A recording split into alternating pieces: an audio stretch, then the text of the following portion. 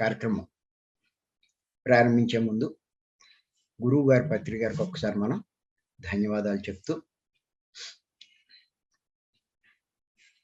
కార్యక్రమం ప్రారంభించుకున్నాం. ఎంచేతంటే పత్రి గారి వల్లే ఈ స్థాయికి నేను రావడం జరిగింది. ఇంత జ్ఞానం నేను సంపాదించుకోవడం జరిగింది. అంచేత ఆయన్ని ఒక్కసారి గుర్తు చేసుకోవడంలో తప్పేం కాదు. ఏమిటంటే మనం చెప్పుకుంటున్నటువంటి టాపిక్ మరణించక ముందే మరణించాలి అని పత్రి గారు చెప్పారు. దాని మీద చెప్పుకొస్తున్నాం. ఈరోజు పార్ట్ 4 దాని గురించి చెప్పుకున్నాం.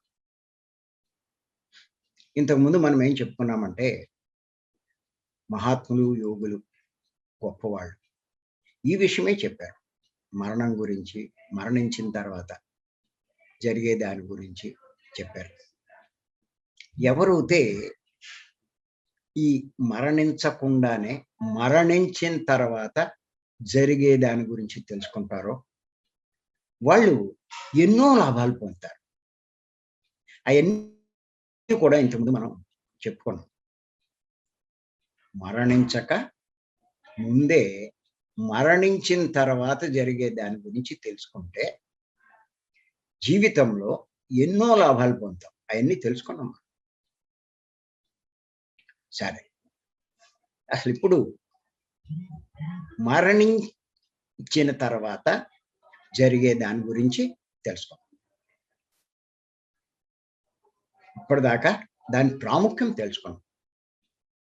ఇప్పుడు అసలు ఏం జరుగుతుంది మరణించిన తర్వాత ఆ విషయాలు ఇప్పుడు తెలుసుకున్నాం. ఎంచేతంటే జీవించి ఉన్నప్పుడు ఎవరైతే పాపాలు చేస్తూ ఉంటారో, అధర్మంగా డబ్బు సంపాదిస్తూ ఉంటారో, ఊరికే అన్ని కూడబెడుతూ ఉంటారో, అలాగే అందరి మీద విపరీతమైన వ్యామోహం. అందరి మీద అంటే భార్య మీద, భర్త మీద, పిల్లల మీద, ధనం మీద, అన్నిటి మీద, అందరి మీద విపరీతమైన వ్యామోహం పెంచుకుంటారు. వాళ్ళు చనిపోయిన తర్వాత వీళ్ళని వారు వెళ్ళవలసిన లోకాలకి తీసుకెళ్ళడానికి వచ్చినటువంటి సహాయకులు అంటారు. అలా ఆ సహాయకులు వచ్చి వాళ్ళు చెప్పేది వినరు, పట్టించుకోరు, వారితో పైలోకాలకి వెళ్ళరు. ఇక్కడే అంటే భూమి మీదే ప్రేతాత్మగా పోతారు. గుర్తుపెట్టుకోండి, చనిపోయిన తర్వాత ఎవరైతే పాపాలు చేస్తూ, తప్పులు చేస్తూ, హింస చేస్తూ, కూడబెడుతూ, అందరి మీద వ్యామోహం పెంచుకుంటూ ఉన్నవాళ్ళు చనిపోయిన తర్వాత సహాయకుల మాటలు వినరు. వాళ్ళు పైలోకాలకి తీసుకెళ్ళడానికి చేసిన ప్రయత్నం విఫలమై వాళ్ళు వెళ్ళిపోతారు. వీళ్ళు ఇక్కడే ఉండిపోతారు. ఆ పైలోకాలకి వెళ్ళవలసిన ద్వారాలన్నీ మూసుకుపోతాయి. వీడు ఇక్కడే ఉండిపోతాడు. ఎలా ఉంటాడు అంటే ప్రేతాత్మ, అంటే దెయ్యం అవుతాడు. ఇంచేతంటే కొంతమందికి చనిపోయిన తర్వాత అంటే ఆ రకంగా జీవించిన వాళ్ళు, అసలు ఏమాత్రం జ్ఞానం లేని వాళ్ళు, ఈ విషయాలు తెలియని వాళ్ళు, విన్న వాళ్ళు, ఇదంతా అయోమయంగా ఉంటుంది. చనిపోయాక చాలా గందరగోళంగా ఉంటుంది. వాళ్ళు నమ్మరు, వాళ్ళకి నమ్మశక్యం కాదు. పైన ఆడు ఉంటాడు, కింద వాడి శరీరం ఉంటుంది. ఏంటిది? ఎంత ఆశ్చర్యం!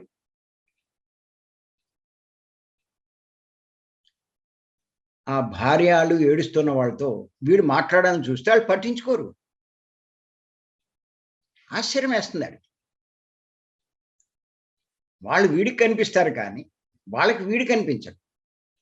వీడు చెప్పింది అస్సలు వినరాళ్ళు. వాళ్ళ గొడవ వాళ్ళదే తప్ప. ఏంటి నేను చెప్తుంటే ఎంత అయోమయం, ఏంటి ఇలా ఉంది, చచ్చిపోయావా చచ్చిపోయాని ఏడుస్తాను. ఆడికి ఇంకా ఆశ్చర్యం, నేను ఉన్నాను కదా వాళ్ళు ఏడుస్తారేంటి అంట.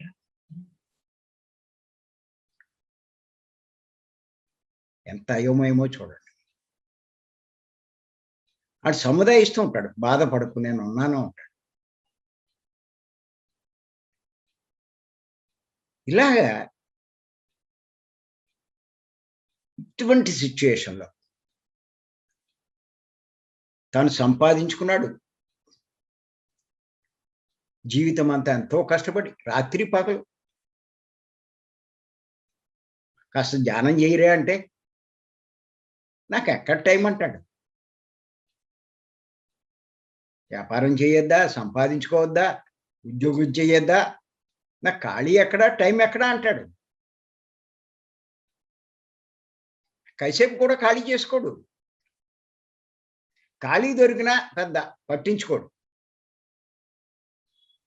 ఇటువంటి సందేశాలు వినడానికి కూడా ఇష్టపడ్డాడు. టైం అంతా వేస్ట్ అనుకుంటాడు. అంత కష్టపడి, జీవితం అంతా కష్టపడి చెమట ఉడిచి చెయ్యకూడని పాపాలు చేస్తూ అధర్మంగా సంపాదించి ఆ బిల్డింగులు ఎన్నో కట్టుకున్నాడు, సమకూర్చుకున్నాడు. ఇప్పుడు ఆ సహాయకులు ఏమంటారంటే నడు వెళ్ళిపోదామంటారు. వీటికి మతి ఉండదు. ఏంటిది నా అన్నీ వదిలేసి వెళ్ళిపోమంటారు ఏంటంటే, మీకు ఏమైనా మతి ఉందా లేదా, ఎంత కష్టపడాలి మీకేం తెలుసు అంటాడు. ఒరే నాయన, నువ్వు కష్టపడకపో, ఆటితోటి నీకు రుణం తీరిపోయింది. ఇంకా నీకు భూమి మీద పని లేదు. నువ్వు వచ్చిందే పైలోకాలు వచ్చి, నువ్వు ఆత్మవి, ఆ దేహం నువ్వు కాదు. ఆ పైలోకాలని వచ్చావు, మళ్ళీ వెళ్ళిపోవాలి. నువ్వు ఎక్కడి నుంచి వచ్చావు అక్కడ పోవాలి. ఇక్కడ ఎలా ఉంటావు నువ్వు? ఇక్కడ ఉండడానికి రాలేదు. ఈ విషయం నీకు తెలియక ఇవన్నీ కూడబెట్టావు నీ లైఫ్ అంతా కూడా.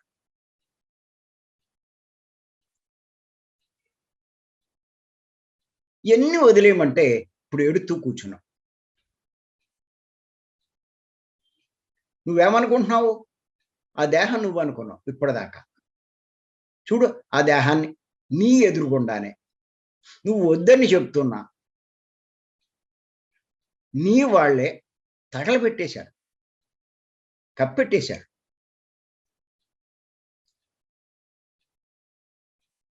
నువ్వు ఎంత చెప్తున్నా ఎవడో వింటలేదు.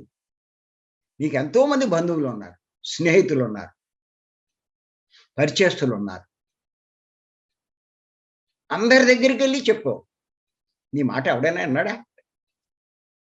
ఆలోచించు. ఎందుకంటలేదు? వాళ్ళతో నీకు రుణం తీరిపోయింది. నీకు భూమి మీద ఇవ్వబడిన టైము అయిపోయింది. ఇక్కడ నీకు పనేం లేదు. ఇక్కడ ఉన్న వాడితో కూడా నీకే పని లేదు. ఇంకా మా కూడా వచ్చేవలసిందే అంట. ఎండి అక్కడికి. ఏంటి చెప్తారు మీరు? అన్ని వదిలిపెట్టేమంటారు. ఏమైనా సరే నేను రాను. అందులో వాళ్ళు బాగా ఏడుస్తూ ఉంటే కనుక ఎంత ఏడుస్తున్నారు వాళ్ళు, నా కోసం ఎంత బాధపడుతున్నారు. అంత బాధపడుతుంటే వాళ్ళని వదిలేసి వచ్చామంటావా?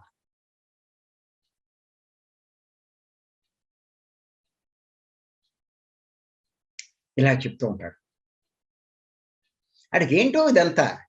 వాళ్ళేమో వచ్చేయమంటారు, ఇక్కడేమో వీళ్ళు ఏడుస్తున్నారు. వీడు చెప్పింది వాళ్ళు వినరు. వాళ్ళు చెప్పేది ఈడికి నచ్చదు. ఇలా ఈ గందరగోళంలో ఉంటారు. ఈ గందరగోళంలో ఏం చేస్తాడంటే ఎళ్ళడు ఆళ్ళు చెప్పినట్టు. అక్కడే ఉండిపోతాడు. 3 రోజులు ఆగుతారు. వారం రోజులు ఆగుతారు. 11 రోజులు ఆగుతారు. అన్ని కార్యక్రమాలు అయిపోతే ఎవడి పని ఆడు చేసుకుంటాడు. అప్పుడు కూడా లాస్ట్‌లో చెప్తారు. చూసావా నువ్వు? ఇంక ఎవ్వడు లేడిక్కడ. మొదట్లో అందరూ వచ్చారు. ఎవరి దారిన ఆళ్ళెళ్ళిపోయారు. ఆళ్ళ పనులు ఆళ్ళు చేసుకుంటున్నారు. శ్మశానంలో నీ శవాన్ని తగలేసేదాకా ఏదో కాస్త దృష్టి దాని మీద ఉందంతే. ఆ శరీరం మీద. అది తగలేసిన తర్వాత ఇంకా ఎవ్వడికి నీ దృష్టి ఉండదు.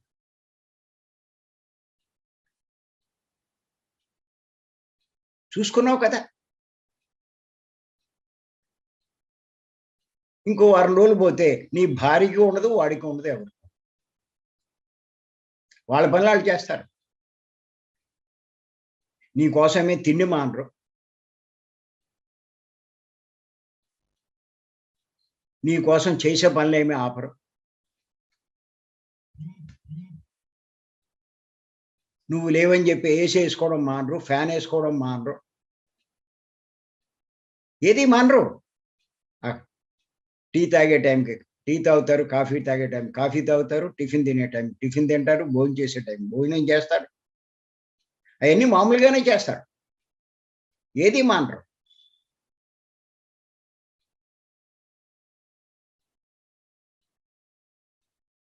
ఊరికే పోయాడు, పోయాడు అంటూ బాధపడుతూ ఉంటారు. అంచేత నడు అంటారు. ఎన్ని వాళ్ళు చెప్పినా ఎళ్ళలేడాడు. అక్కడే ఉండిపోతాడు. ప్రేతాత్మలయిపోతాడు. దెయ్యం అయిపోతాడు. అలా దెయ్యమైన వాడు ఏమీ చేయలేడు. తిరుగుతాడు అటు ఇటు, అటు ఇటు తిరుగుతాడు. ఎవ్వడూ పట్టించుకోడు. ఆ పిల్లల పక్కనే మంచం మీద పడుకుంటాడు. ఆళ్ళకేమి తెలీదు. ఆళ్ళ దారి ఆళ్ళు. ఆ గదిలోనే ఉంటాడు. 24 గంటలు ఏం చూస్తాడాడు? ఆ భార్య దగ్గరికెళ్తాడు. అక్కడే ఉంటాడు. తన సంపాదించిన ఆస్తులై ఆటి దగ్గరికెళ్తాడు. అక్కడే ఉంటాడు.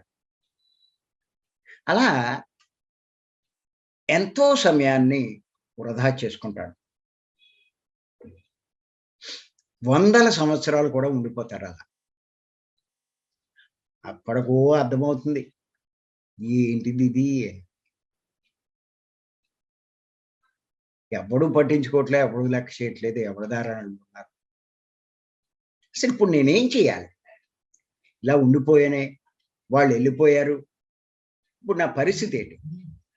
ఆ పైలోకాలకి ఎలా వెళ్ళాలి?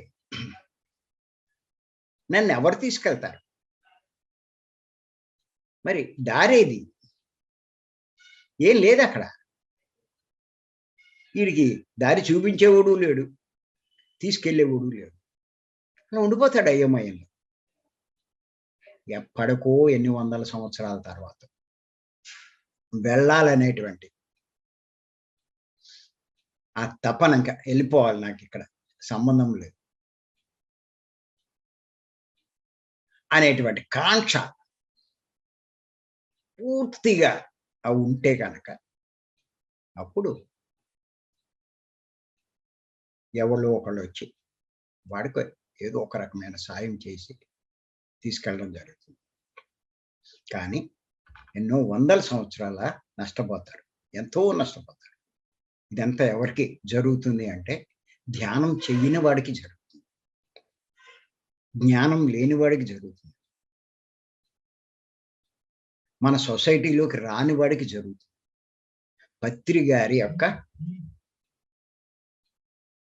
పరిచయం కాని వాడికి జరుగుతుంది. కానీ ఎవరైతే ధ్యానం చేస్తారో, జ్ఞానం సంపాదించుకుంటారో, పత్రి గారి పరిచయం పొందుతారు. పత్రి గారి మార్గంలో పయనిస్తూ ఉంటారు. వాళ్ళకి ఈ చనిపోయిన తర్వాత జరిగేది వాళ్ళు తెలుసుకుంటారు. ఏం జరుగుతుంది? ఏమవుతుంది? తెలుసుకుంటారు. అంతేకాదు, నువ్వు దేహం కాదు, నువ్వు ఆత్మ అన్న విషయం కూడా తెలుస్తుంది.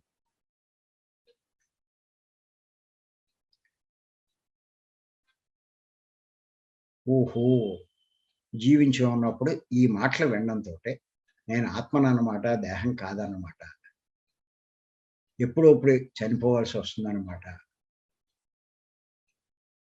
చనిపోయిన వాడు ఇంక దీంతో సంబంధం ఉండదన్నమాట. ఈ ఆస్తులు, ఈ బంధుత్వాలు వేటితోటి సంబంధం ఉండదు. వాళ్ళ దారి వాళ్ళదే, నా దారి నాదే అన్నది అవగాహన కలుగుతుంది. ఇంచేత నిత్యము మన మాస్టర్సు ఎవరో ఒకళ్ళు పత్రి గారు చెప్తూ ఉంటారు.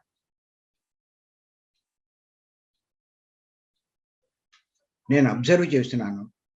ఈ మధ్య చావు గురించి, చనిపోయిన దాని గురించి కొంచెం టాపిక్స్ ఎక్కువ చెప్తున్నారు పత్రి గారు. నేను కొంచెం అబ్జర్వ్ చేశాను.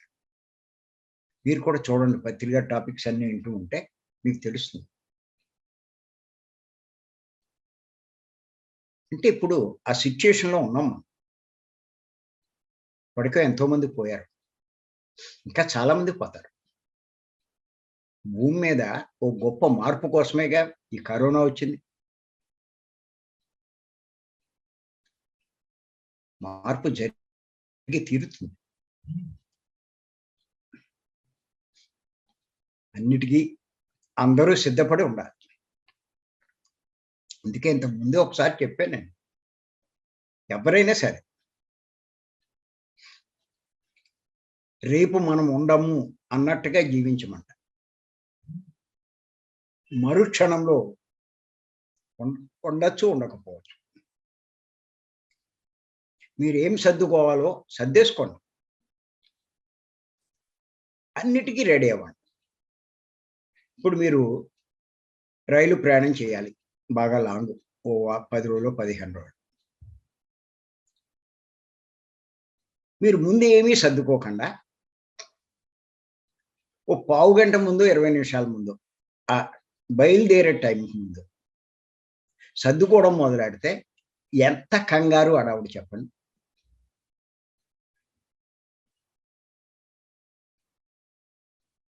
అదే ముందే అన్నీ సర్దేసుకుంటే ఏం కంగారు పడరు. ఆ బయలుదేరడానికి, ప్రయాణం చేయడానికి ఇంచక్కా పెట్లు తీసేసుకుంటారు. వెంటనే బయలుదేరిపోతారు. అలాగే పైలోక ప్రయాణం మనం చేసేది. ఈ ప్రయాణానికి కూడా ఎప్పుడూ అన్నిటికీ సిద్ధపడు. నా పిల్లలు ఏమైపోతారు? నాయన్నీ ఏమైపోతాయో? మొగుడేమైపోతాడో? పెళ్ళాం ఏమైపోతుందో?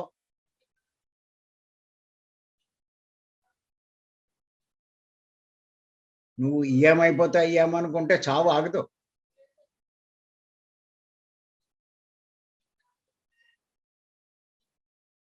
నువ్వు నిర్ణయించుకొచ్చినటువంటి సమయం అయిపోతే,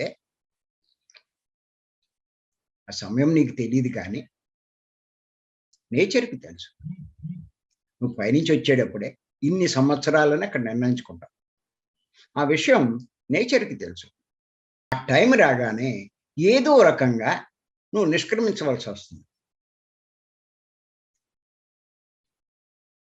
నువ్వు ప్రిపరేషన్‌లో లేకపోతే చాలా గందరగోళం పడతావు. శరీరం వదిలాక అయ్యో! అది అలా ఉండిపోయిందే, ఈ పని ఉండిపోయిందే, ఆ పని చేయలేదే, ఇది చేసుంటే బావుండు, ఇది చేసుంటే బావుండు. ఇంకా నష్టపోతాం. ఇంచేత ఎప్పుడూ మనం సిద్ధంగా ఉండాలి. ఉండవలసొస్తే నువ్వు ఇవాళెళ్ళిపోదామని నువ్వనుకున్నా, నువ్వు వెళ్ళవలసిన టైం రాకపోతే ఇంకా 20 ఏళ్ళైనా, 30 ఏళ్ళైనా, 50 ఏళ్ళైనా ఉంటావు.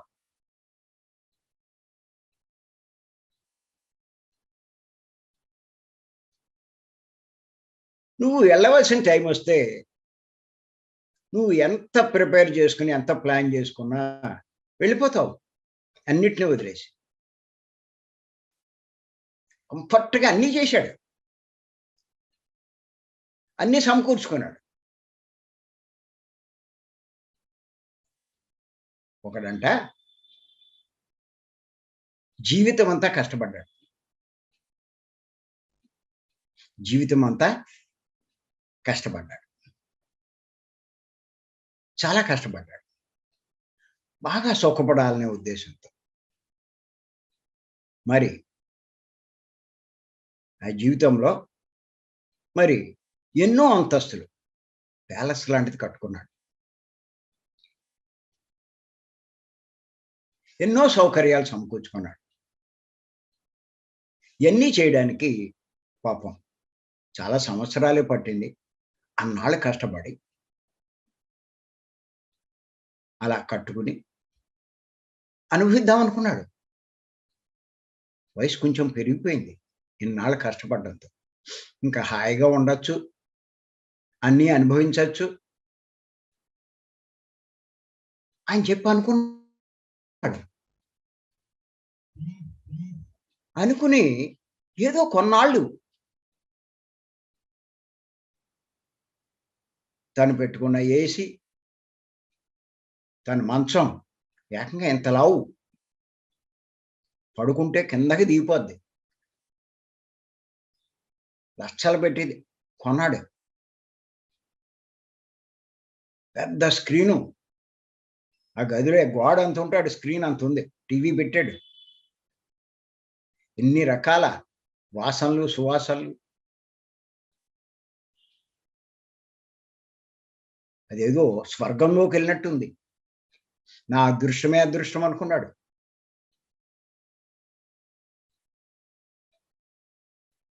ఏదో 4 రోజులు అనుభవించాడు. ఎంతలో వాడి టైం అయిపోయింది. శరీరం వదలవలసొచ్చింది. పైకొచ్చాడు. ఏమనుకుంటాడు? నేను ఇన్నాళ్ళు కష్టపడి ఇంతలా చేస్తే అనుభవించడానికి కూడా లేకుండా పోయింది అనుకున్నాడు. విచిత్రం ఏంటంటే వాడికి అయన్నీ అమర్చుకోవడానికి ఎన్ని తప్పులు చేశాడో, ఎన్ని పాపాలు చేశాడో, ఎంత అధర్మంగా వ్యవహరించాడో, ఎంత అన్యాయంగా చేశాడో, ఎంతమందిని పీడించి ఎంత డబ్బు సంపాదించాడో, అన్ని లక్షల కోట్ల విలువ చేసే ఆ బిల్డింగ్ కట్టడానికి ఏమైందంటే వాడు మరి పైలోకాలకి వెళ్ళాడు. కానీ కొన్నాళ్ళకి మళ్ళా జన్మ తీసుకోవాల్సొచ్చింది. ఇన్ని పాపాలు చేసి అది సంపాదించడం వల్ల వాడు ఏమయ్యాడు అంటే ఆ ఇంట్లోనే పని మనిషిగా జన్మ తీసుకోవాల్సొచ్చింది. భగవంతుని యొక్క లీల ఎలా ఉంటుందో ఒక్కసారి చూడండి. చాలా విచిత్రం.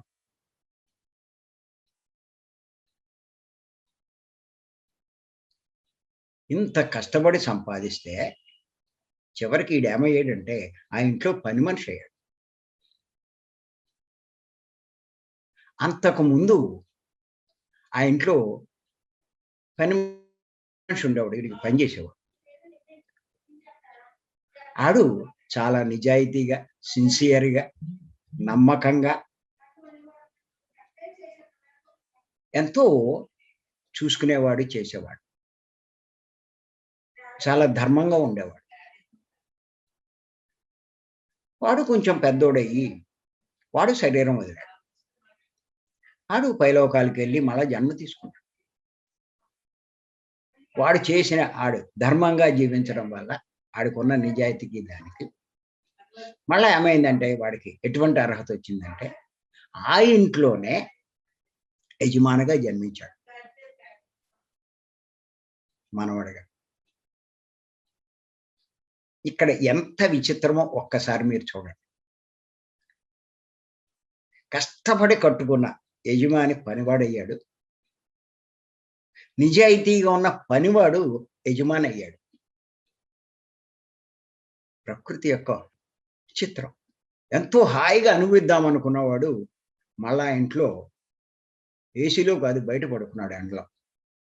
ఆ ఒక్కలో అలా పడుకోవాల్సొచ్చింది. అలా పడుకునేవాడు ఏసీలోకెళ్ళిపోయాడు.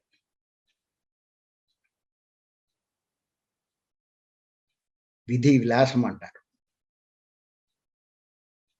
భగవంతుని యొక్క విచిత్రం. అంటే ఇక్కడ ఏమైంది?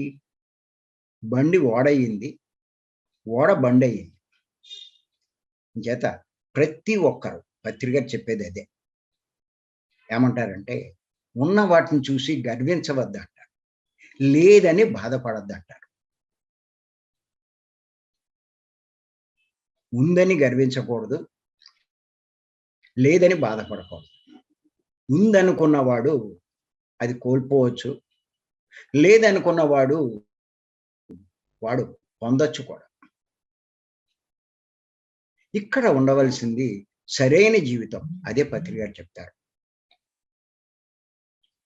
ఒకసారి ధర్మం గురించి చెప్పారు పత్రిక గారు. ఒక టాపిక్ అంతా ధర్మం గురించే చెప్పారు. ధర్మం ఎంత గొప్పదో చెప్పారు. ఆ ధర్మం సృష్టి నియమం. దాన్ని ఆశ్రయించి దానికి అనుగుణంగా నువ్వు జీవిస్తే ఇప్పుడు నీకేమీ లేదని నువ్వేం బాధపడక్కల.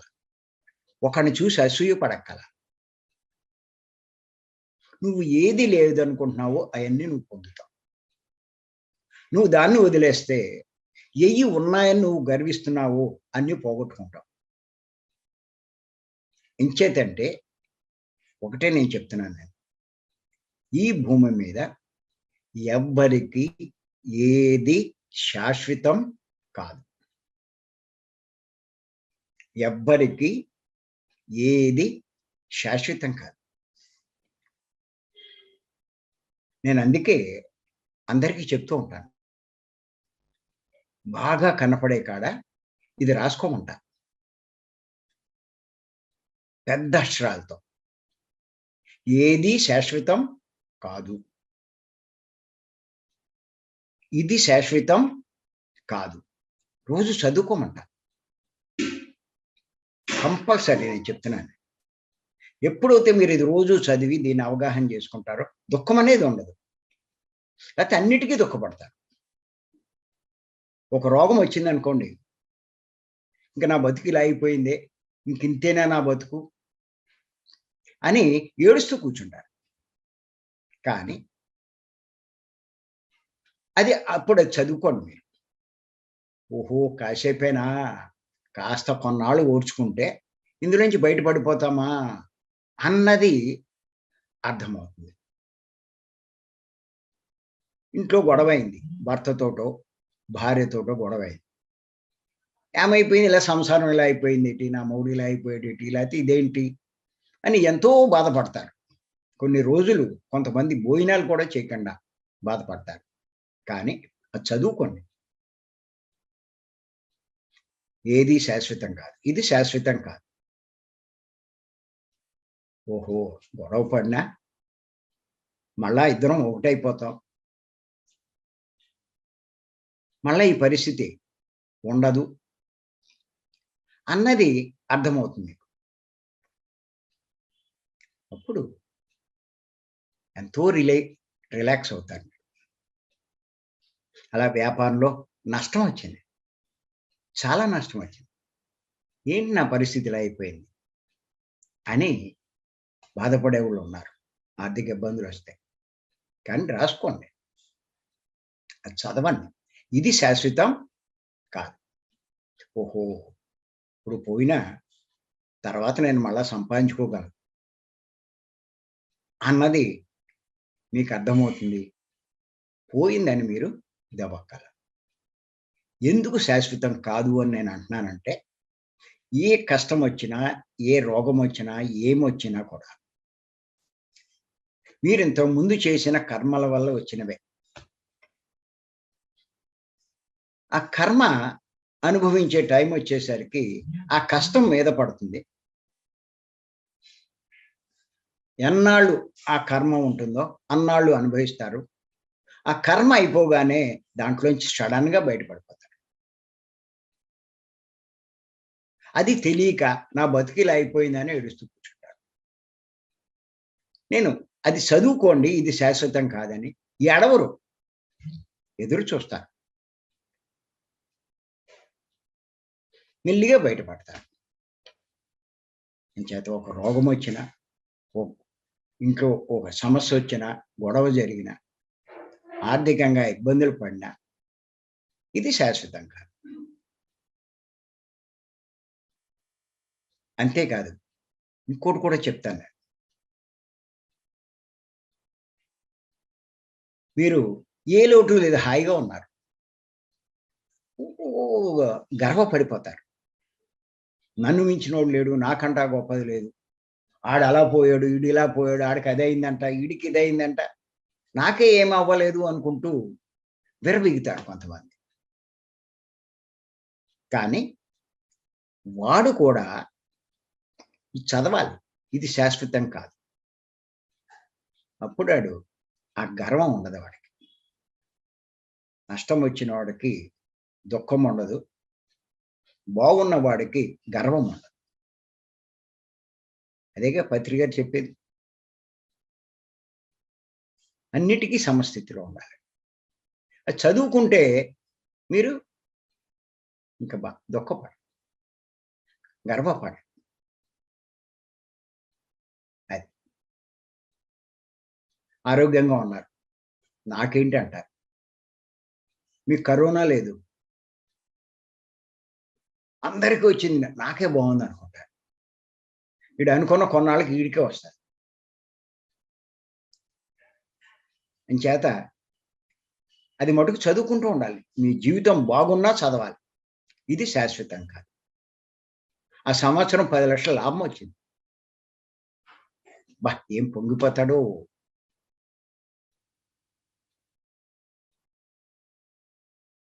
ఆ పొంగిపోయి 10,00,000కి ఇంకో 20,00,000 అప్పు చేసి ఇంకా డెవలప్‌మెంట్ చేస్తాడు.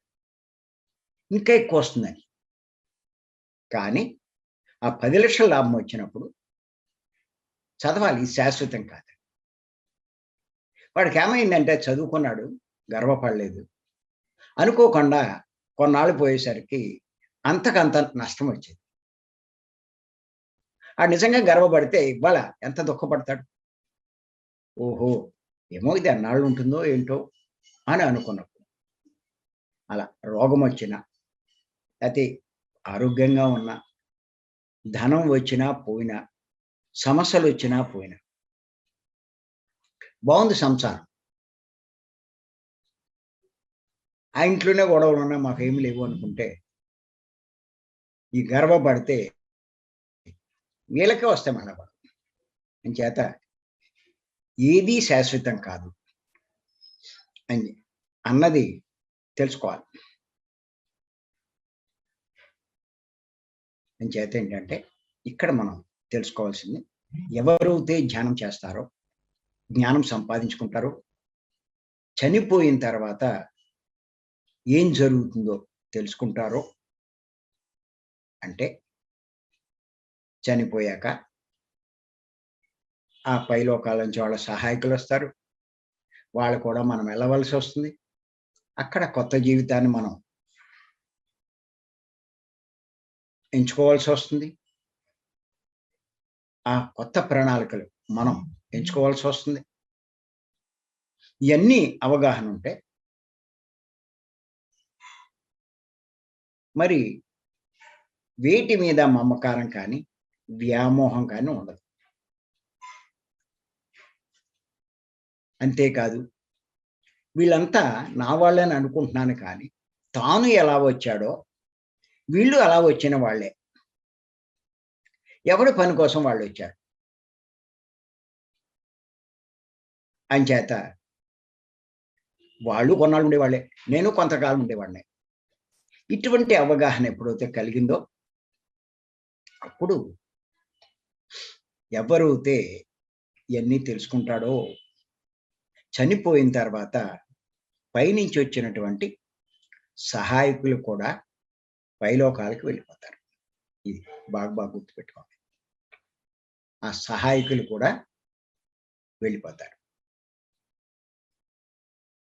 తీరిపోయింది. సంబంధం లేదు. ఇంక దాని మీద ఎందుకు దృష్టి? తను నెక్స్ట్ ఏంటి అన్న దాని మీద దృష్టట. అయిపోయిన దాని గురించి వద్దు. అందుకే పత్రి గారు ఎప్పుడు వర్తమానంలోనే ఉండమంటారు. గతమొద్దు, భవిష్యత్తు. ఇప్పుడు నువ్వేం చేయాలి? అది జ్ఞానే చేయగలడు కానీ ఎవడు పడితే ఆడు చేయలేడు.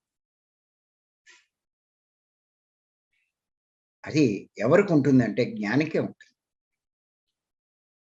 అది అంచేత వెళ్ళిపోతాడు హాయిగా. ఇక్కడ మనం ఒక విషయం తెలుసుకోవాలి. సహజంగా ఏం జరుగుతుందంటే ఈ చనిపోయినప్పుడు ధ్యానం చేయకుండా పాపాలు చేస్తూ మరణించిన వాడికి తీసుకెళ్ళడానికి సామాన్య సహాయకులు వస్తారు. ధ్యానం చేయరు, పాపాలు చేస్తారు, మరణించాడు, శరీరం వదిలేశాడు. ఆయన తీసుకెళ్ళడానికి సామాన్య సహాయకులు, వీళ్ళని ఏమంటారంటే పితృదేవతలు అంటారు. పత్రి గారు చెప్పిన విషయం. పితృదేవతలు ఇలాంటి వారిని వీళ్ళు అధోలోకాలకు తీసుకెళ్తారంట. కానీ ధ్యానం చేస్తూ సేవలు చేస్తూ జ్ఞానం సంపాదించుకుంటే మరణించిన తర్వాత వీళ్ళని తీసుకెళ్ళడానికి గొప్పవారైనటువంటి యోగులు సహాయకులుగా వస్తారు. ఊర్ధ్వలోకాలకి తీసుకెళ్తారు. ఉన్నతమైన పత్రిక చెప్తారు. ఇక్కడ బాగా ధ్యానం చేసి ఎన్నో కార్యక్రమాల్లో పాల్గొని ఎంతో సేవలు చేస్తే వాళ్ళు తీసుకెళ్ళడానికి యోగులు వస్తారు అని చెప్తారు. గొప్ప లోకాలు తీసుకెళ్తారు. మనమేమనుకుంటామంటే ఈ మార్గంలో ఉన్న వాళ్ళకి అంత అదృష్టమా అనుకుంటాం. కానీ ఈ మార్గంలో ఎవరైతే ఈ సేవలు అన్నీ చేస్తారో, ధ్యానం చేస్తారో వాళ్ళంతా అదృష్టం పొందుతారు. ఇది ఎవరికి అర్థం కాదు. ఇక్కడేం కనిపించదు. అంచేతే పత్రి గారు చెప్పింది అశ్రద్ధ చేస్తారు. ధ్యానం చేయమంటే కొంచెం నిర్లక్ష్యం చేస్తారు. ఇవన్నీ చదవమంటే అయ్యి చేస్తారు. ఎంతసేపు సంసారం, సంపాదన, సుఖము ఈ గోలే తప్ప వీటి మీద దృష్టి పెట్టరు. నేను అందుకే చెప్తున్నాను, రోజు ఉదయం చేయడమే కాదు, సాయంత్రం కూడా మనం ధ్యానం చేయాలి. కనీసం నా లెక్క అవుతే ఉదయం 2 గంటలు, సాయంత్రం 2 గంటలు కంపల్సరీగా చేయాలి ప్రతి ఒక్కళ్ళు. దాని ఫలితం ఇక్కడ మీకు తెలియదు, కానీ చనిపోయిన తర్వాత అప్పుడు అర్థమవుతుంది. ఓ నిజమే, నేను చేసిన దానివల్ల ఇంత భోగమా నాకు అన్నది అర్థమవుతుంది. ఇదే ఇక్కడ మనం చెప్పుకున్నాం. ధ్యానం చేయని వాళ్ళు, ఈ పాపాలు చేసేవాళ్ళు, హింస చేసేవాళ్ళు, వీళ్ళని సామాన్య సహాయకులు అంటే పితృదేవతలు వస్తారని చెప్పుకున్నాం. అలాగే ధ్యానం చేస్తూ జ్ఞానం సంపాదించి ఈ సేవలన్నీ చేసేవాళ్ళు, ఆత్మసేవలు చేసేవాళ్ళు, వాళ్ళని తీసుకెళ్ళడానికి గొప్ప వాళ్ళైనటువంటి యోగులు వస్తారు, వాళ్ళని ఉన్నత లోకాలు తీసుకెళ్తారు అని చెప్పి మనం చెప్పుకున్నాం. దీన్నే మన హిందూ పురాణాల్లో ఏమని చెప్తారంటే, పాపాలు చేసిన వారిని యమభటులు వచ్చి యమలోకానికి తీసుకువెళ్తారని, పుణ్యాలు చేసిన వారిని ఇంద్రదూతలు వచ్చి స్వర్గలోకానికి తీసుకువెళ్తారని మనకి ఆధ్యాత్మికంగా హిందూ పురాణాల్లో మనకి చెప్తూ ఉంటారు. అంచేత మరి ఈ జ్ఞానము లేని వాళ్ళకి ఈ విషయం తెలుస్తుంది. ఏమని? చనిపోతే పైనుంచి ఇద్దరు యమదూతలు వస్తారు. వాళ్ళని యమలోకం తీసుకెళ్తారు. ఇదే తెలుసు అందరికి. అంత మటుకే తెలుసు. అందుకే మీరు ఎవరినైనా అడగండి. అసల ఇందులోకి రాకుండా ఉన్నవాళ్ళని ఎవరినైనా చనిపోయాక మనల్ని తీసుకెళ్ళడానికి ఎవరొస్తారు అని చెప్పి అడిగితే, యమభటులొస్తారు. ఇద్దరొస్తారని చెప్తారు. ఎవరు అంటే యమభట్లని వస్తారని చెప్తారు. మరి ఎక్కడికి తీసుకెళ్తారంటే యమలోకానికి అంతవరకే వాళ్ళకి తెలుసు. కానీ మరి పుణ్యాలు చేసేవారిని కూడా యమభటులు తీసుకెళ్తారా? యమలోకానికి తీసుకెళ్తారా? అంటే కాదు. పుణ్యాలు చేసిన వారిని తీసుకెళ్ళడానికి ఇంద్రదూతలొస్తారు. మరి ఊర్ధ్వలోకాలకి, ఆ లోకానికి తీసుకెళ్తారు. ఇది మనకి ఆధ్యాత్మిక మార్గం. సహజంగా ఏంటంటే మనకి సినిమాల్లో ఎవడు చనిపోయినా వాళ్ళు మనకు చూపిస్తారు. ఇద్దరు యమదూతలు రావడం అన్నది చూపిస్తారు. అది ప్రతి ఒక్కడికి అవగాహన. ఇంద్రదూతలు రావడం ఏమి ఎక్కడ ఏ సినిమాలోనూ చూపెట్టలేదు. ఎటువంటి వాడైనా సరే. అంచేత అందరికీ ఆ అవగాహనే ఉంటుంది గానీ, ఈ అవగాహన ఉండదు. అంచేత గుర్తుపెట్టుకోండి. యమభటులు ఉన్నారు, ఇంద్రదూతలు ఉన్నారు. ఇది ఈ యమభటులనే పితృదేవతలంటారు.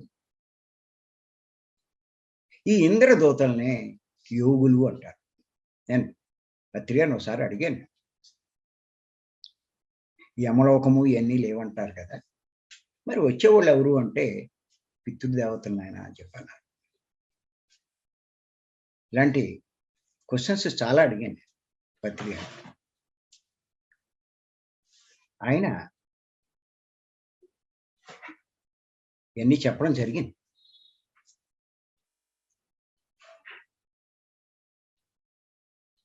చేత ఏంటంటే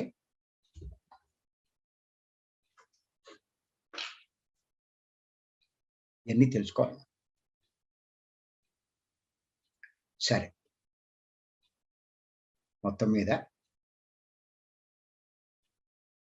పితృదేవతలు రానివ్వండి, లేకపోతే యోగులు రానివ్వండి. ఏం జరుగుతుంది వచ్చిన తర్వాత? ఏమవుతుందంటే వాళ్ళకు కూడా మనం వెళ్ళడానికి సిద్ధమైనప్పుడు, ఎందుకంటే ఏది కూడా మన ఉద్దేశానికి విరుద్ధంగా ఇష్టం లేనిది ఎవ్వడు ఎక్కడ ఎప్పుడూ చేయించడు. మన ఇష్ట ప్రకారమే జరుగుతుంది. ఇష్టపడినప్పుడు జరిగేది ఏంటి అంటే ఈ ఆత్మలోకానికి లోకాలకు వెళ్ళాలి అంటే ఈ ఆత్మ ఆ లోకాలకు వెళ్ళాలంటే ముందు ఒక పెద్ద చీకటి సొరంగం మార్గం ఉంటుంది. సొరంగ మార్గం. సొరంగం మీకు తెలుసు. పెద్ద చీకటి సొరంగ మార్గం ఉంటుంది. ఆ మార్గం గుండా ఆత్మ ప్రయాణం చేయవలసి వస్తుంది. ఈ ఆత్మ ఆ సహాయకులు ఏం చేస్తారంటే ఓ పెద్ద చీకటి సొరంగ మార్గం. ఆ మార్గం గుండా ప్రయాణించాల్సి వస్తుంది. అప్పుడు ఏ లోకానికి వీడు చేరుకోవాలో ఆ లోకానికి దగ్గరయ్యే కొద్దీ కొన్ని వందల కాదు, వేల కాదు, లక్షల కిలోమీటర్లు వీళ్ళు చాలా అనతి కాలంలోనే చేరుకుంటారు. అంత ఇన్ని లక్షల కిలోమీటర్లు, కోట్ల కిలోమీటర్లు ప్రయాణం చేశామన్న సంగతి కూడా వాళ్ళకి తెలీదు. అంత స్పీడ్‌గా వెళ్ళిపోతారు. ఆ లోకాలు దగ్గరైనప్పుడు అది దగ్గరికొచ్చాము అన్నదానికి సూచనగా ఏమవుతుందంటే, ఆ ముగింపులో ఆ మార్గం యొక్క ముగింపులో ఈ ఆత్మకి ఒక పెద్ద వెలుగు కనిపిస్తుందట. ఓ పెద్ద వెలుగు కనిపిస్తుంది. మీరు సొరంగంలోంచి వెళ్తున్నప్పుడు ట్రైన్ ఇంకా బయటకు వస్తుంది అనుకోండి, వెలుతురు ఎలా కనిపిస్తుందో ఇక్కడ కూడా అంతే. అంటే దాని అర్థం ఏంటంటే వాడు చేరుకోవలసిన లోకం వచ్చిందని లెక్క. అది ఇక్కడ మీకు కొన్ని విషయాలు చెప్తాను. సహజంగా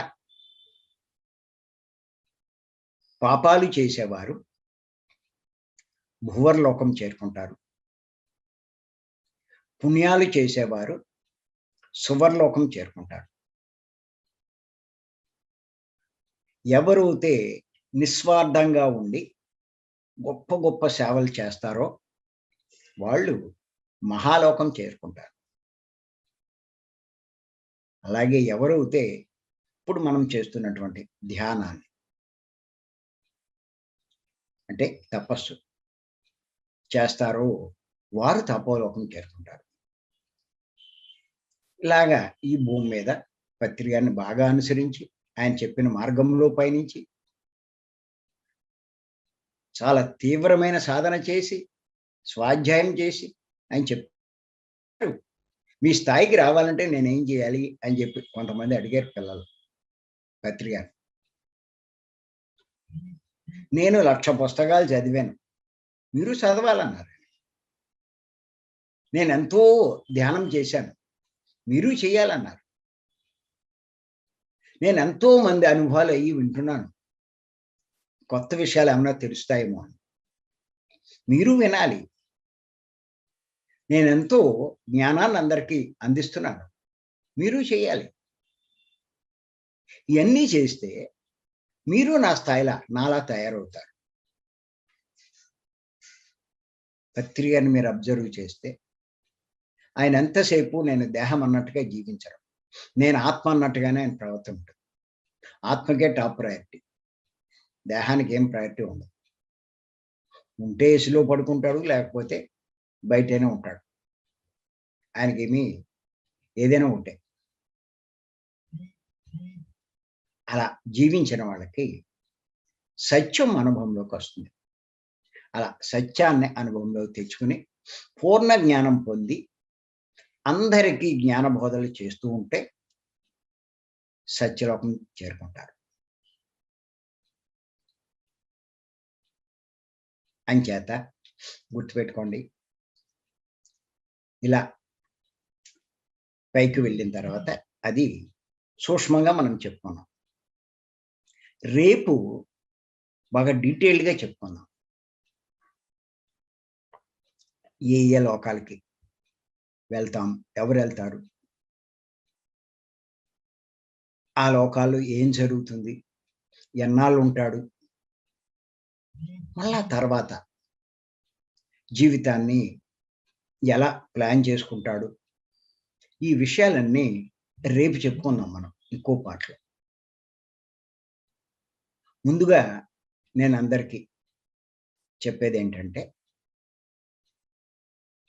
ముందు ఈ లోకాల గురించి కొంచెం రాసుకోండి. మీ అందరి దగ్గర తెలుసు అనే అనుకున్నాను నేను, లేకపోయినా మళ్ళా కొత్త వాళ్ళు కానీ ఎవరైనా తెలియని వాళ్ళు ఉంటే రాసుకోండి చెప్తాను నేను.